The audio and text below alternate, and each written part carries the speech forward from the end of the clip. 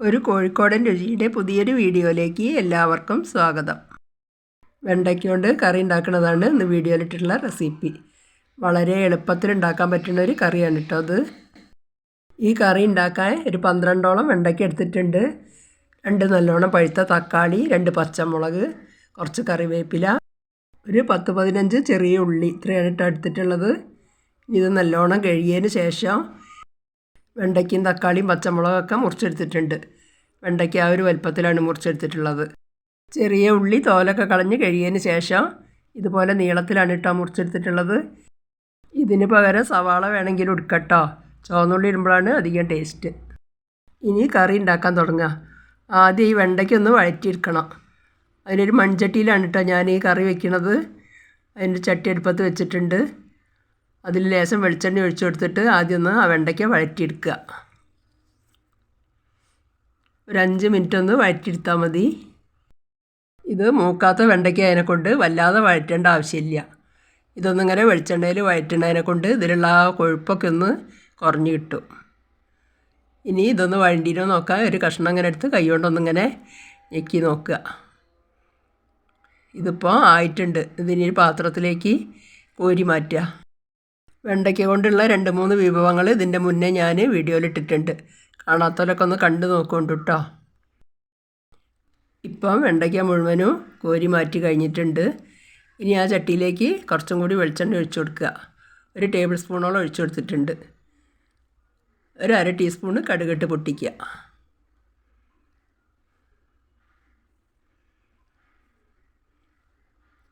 ഇപ്പം കടുകൊക്കെ നല്ലോണം പൊട്ടി വന്നിട്ടുണ്ട്. ഇനി ആ നീളത്തിലരിഞ്ഞ ചെറിയ ഉള്ളി അതിലിട്ട് കൊടുക്കുക. ഈ ചെറിയ ഉള്ളിക്ക് പകരം സവാള ചേർത്തും ചെയ്യട്ടോ. ഇനി കുറച്ച് കറിവേപ്പിലയും ആ 2 പച്ചമുളക് കീറിയതും ഇട്ട് കൊടുക്കുക. എന്നിട്ട് ഈ ഉള്ളി ഒന്ന് നല്ലോണം വഴറ്റിയെടുക്കണം. ഈ ചെറിയ ഉള്ളി ഇടുമ്പോഴാണ് കേട്ടോ ഈ കറിക്ക് ടേസ്റ്റ് കൂടുക. വല്ലാതെ ബ്രൗൺ കളറാവൊന്നും വേണ്ട, ഒന്ന് നല്ലോണം വഴറ്റി കിട്ടിയാൽ മതി.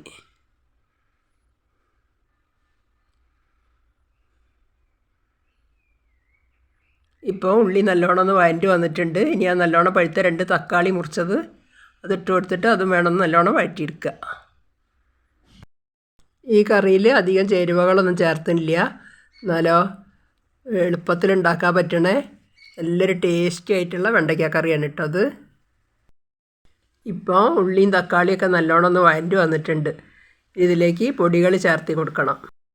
1 ടീസ്പൂണ് നിറയെ മുളക് പൊടി എരിവുള്ളത് ഇട്ട് കൊടുക്കുക. 1/2 ടീസ്പൂണ് മഞ്ഞൾപ്പൊടി, 1 ടീസ്പൂണ് മല്ലിപ്പൊടി, 1 ടീസ്പൂണ് ഉപ്പൊക്കെ പിന്നെ ലാസ്റ്റ് പാകം നോക്കിയതിന് ശേഷം വേണമെങ്കിൽ ഇട്ട് കൊടുക്കട്ടോ.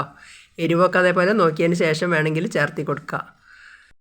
1/4 ടീസ്പൂണ് പൊടിച്ച ജീരകം ഇട്ട് കൊടുത്തിട്ട് ഈ പച്ചമുളകൊക്കെ ഒന്ന് മാറുന്ന വരെ നല്ലോണം ഒന്ന് വഴറ്റിയെടുക്കുക. ഈ സമയത്ത് ഒരു മീഡിയം ഫ്ലെയിമിൽ വയ്ക്കണം കേട്ടോ. എന്നിട്ട് ഇത് കരിഞ്ഞു പോകാനുള്ള സാധ്യത ഉണ്ട്. ഇപ്പോൾ ഈ അരപ്പൊക്കെ ഒന്ന് പച്ചമുളകൊക്കെ മാറിയിട്ട് വഴണ്ടി വന്നിട്ടുണ്ട്. ഇനി 1 കപ്പ് ചുടുവെള്ളമാണ് കേട്ടോ ഞാനിതിൽ ഒഴിച്ചു കൊടുക്കുന്നത്. അടുപ്പത്ത് വെള്ളം തിളച്ച് കിടന്നീനു, അതുകൊണ്ടാണ് ചുടുവെള്ളം ഒഴിച്ചു കൊടുക്കുന്നത്. ഇനിയൊക്കെ കൂടി നല്ലോണം ഒന്ന് ഇളക്കി യോജിപ്പിച്ചതിന് ശേഷം ആവശ്യത്തിനുള്ള വെള്ളം ഒഴിച്ചിട്ട് ഒന്ന് മൂടി വെച്ചിട്ട് നല്ലോണം തിളക്കട്ടെ.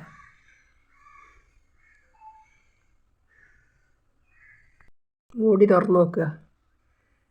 ഇപ്പോൾ കറി നല്ലോണം തിളച്ചിട്ടുണ്ട്. എണ്ണയൊക്കെ മേത് തെളിഞ്ഞ് വന്നിട്ടുണ്ട്. ഇനി ആ വഴറ്റി വെച്ച വെണ്ടയ്ക്ക അതിലേക്ക് ഇട്ട് കൊടുക്കുക. ഇനി വെണ്ടയ്ക്ക വല്ലാതെ വേവിക്കേണ്ട ആവശ്യമില്ല. ഇതൊക്കെ കൂടി ഒന്ന് ഇളക്കി യോജിപ്പിച്ചതിന് ശേഷം നല്ലോണം ഒന്ന് തിളച്ച് വന്നാൽ മതി. നല്ലോണം തിളക്കട്ടെ. അതിനൊരു മൂടി എടുത്തിട്ട് അടച്ച് വയ്ക്കുക.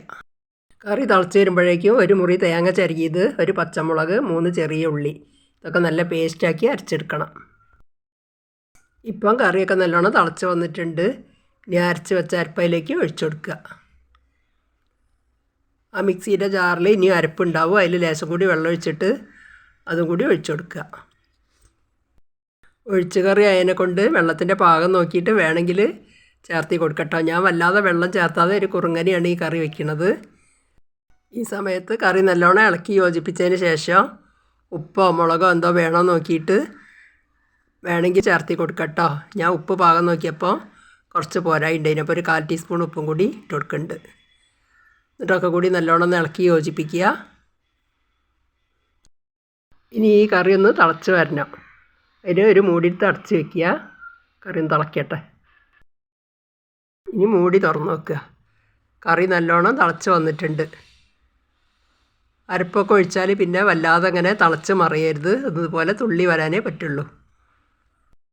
വെണ്ടയ്ക്ക വഴറ്റിയത് ലാസ്റ്റ് കറിയിൽ ചേർത്തുന്നതിനെ കൊണ്ട് തീരെ ഉടയൊന്നും ചെയ്യാതെ കിട്ടും കേട്ടോ. കുറച്ചും കൂടി കറിവേപ്പില ഇട്ടിട്ട് ഗ്യാസ് ഓഫാക്കുക. ഇനി വല്ലാതെ തിളയ്ക്കേണ്ട ആവശ്യമില്ല. ഇത് മൺചട്ടി ആയതുകൊണ്ട് ചട്ടിയിൽ തന്നെ നിന്നിട്ട് കറി ഒന്നും കൂടി തിളച്ച് കുറുകും. ഇതിലേക്കൊരു വറവ് ചേർത്തി കൊടുക്കണം. അതിനൊരു ചീനച്ചട്ടി അടുപ്പത്ത് വെച്ചിട്ടുണ്ട്. വെണ്ടയ്ക്കും ഉള്ളിയൊക്കെ വെളിച്ചെണ്ണയിൽ വഴറ്റിയത് കാരണം വറവിനൊക്കെ കുറച്ച് വെളിച്ചെണ്ണയാണ് ഇട്ടെടുത്തത്. അത് ചൂടായി വന്നപ്പോൾ ഒരു 1/2 ടീസ്പൂൺ കടുകിട്ട് പൊട്ടിയിട്ടുണ്ട്. അതിലേക്ക് ഇനി 2 വറ്റൽമുളകും കുറച്ച് കറിവേപ്പിലയും ഇട്ട് കൊടുക്കുക. ഒന്ന് മൂക്കട്ടെ. ഇപ്പം കറിവേപ്പിലയും മുളകൊക്കെ മൂത്ത് വന്നിട്ടുണ്ട്. അതിനി കറിയിലേക്ക് എടുത്തൊഴിക്കുക. അങ്ങനെ ഒരു വെണ്ടയ്ക്ക തക്കാളി ഒഴിച്ച് കറി ഇവിടെ റെഡി ആയിട്ടുണ്ട്. ഇനി വെണ്ടയ്ക്ക കിട്ടുന്ന സമയത്തൊക്കെ എല്ലാവരും ഇതുപോലത്തെ ഒരു കറി ഉണ്ടാക്കി നോക്കൊണ്ടു. സൂപ്പർ ടേസ്റ്റാണ് കേട്ടോ. ഇനിയിപ്പോൾ ഒരു നേരം കറി വയ്ക്കാനൊന്നും ഇല്ലെങ്കിൽ ഒരു 4 വെണ്ടയ്ക്കും 2 തക്കാളിയൊക്കെ ഉണ്ടെങ്കിൽ പെട്ടെന്ന് ഉണ്ടാക്കാൻ പറ്റുന്ന ഒരു കറിയാണ് കേട്ടോ അത്. അപ്പോൾ ഇനി ഈ വീഡിയോ ഇഷ്ടപ്പെടുകയാണെങ്കിൽ ലൈക്ക്, ഷെയർ, സബ്സ്ക്രൈബ് ഒന്നും ചെയ്യാൻ മറന്നു പോകരുതേ. കമൻറ്റും എഴുതി അറിയിക്കണേ.